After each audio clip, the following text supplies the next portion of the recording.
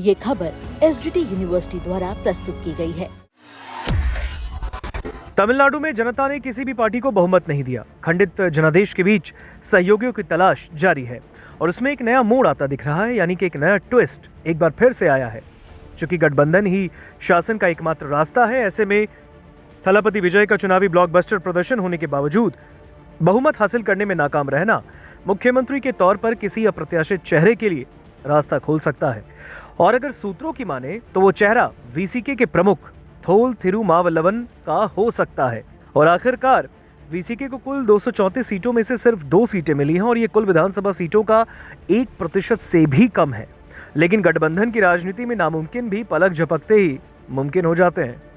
तमिलनाडु में सरकार गठन को लेकर बनी अनिश्चितता का केंद्र में विदुथलाई चिरुथाईगल काची है, यानी वीसीके।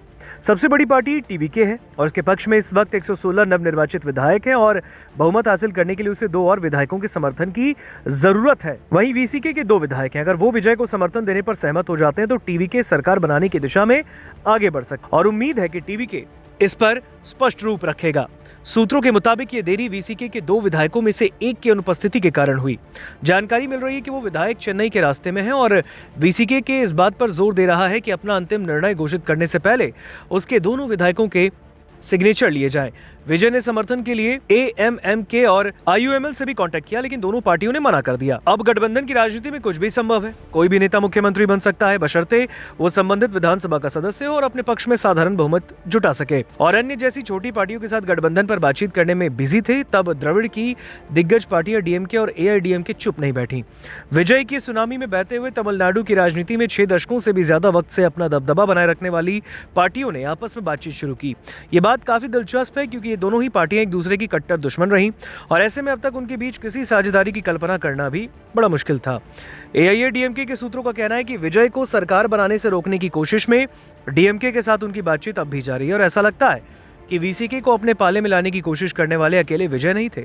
सूत्रों के मुताबिक द्रविड़ दिग्गजों ने भी वीसीके के साथ गठबंधन की संभावनाएं तलाशी। तमिलनाडु के लिए एक निर्णायक मोड़ है और इसमें कई दांव भी ऊंचे हैं। सूत्रों के मुताबिक वीसीके प्रमुख थिरुमावलवन का समर्थन हासिल करने के लिए उन्हें मुख्यमंत्री के तौर पर पेश करने को लेकर बातचीत हुई।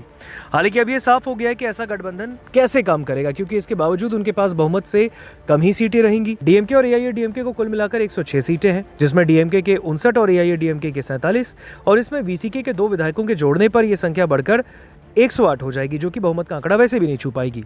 टीवीके के पक्ष में भी उतने ही विधायक हैं, जिनमें से उसके अपने 107 हैं, कांग्रेस के 5 और वामपंथी दलों के 4 विधायक शामिल हैं।